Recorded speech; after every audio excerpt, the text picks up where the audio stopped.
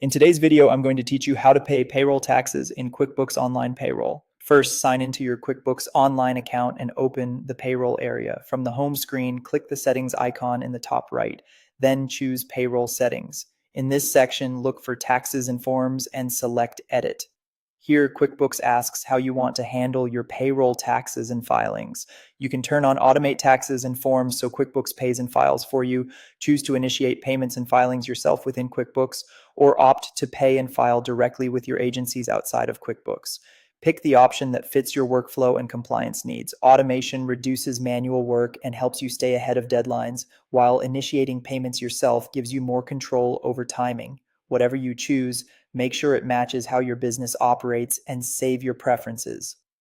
Next, go to the left navigation bar and open the Payroll menu. Select Payroll Tax.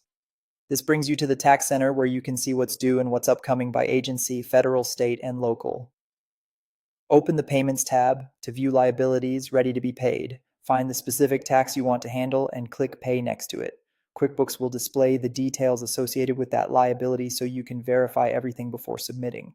Carefully review the payment date, the tax period, the amount due, and the bank account that will fund the payment. Confirm that you're drawing from the correct account and that funds are available. If you chose automation earlier, some of these fields may be pre-filled and scheduled. If you're initiating payments yourself, select a payment date that meets the agency's deadline to avoid penalties. Follow the on-screen prompts to complete the transaction. You may be asked to authorize the payment and confirm one last time. Once submitted, QuickBooks records the payment in your payroll tax center so your books stay in sync. You can save or print the confirmation for your records. A couple of helpful tips as you work. The amounts shown are based on your recent payroll runs, so if something looks off, double check that all paychecks for the period are finalized. If you don't see a payment you expect, refresh the page or review any filters in the Payments tab.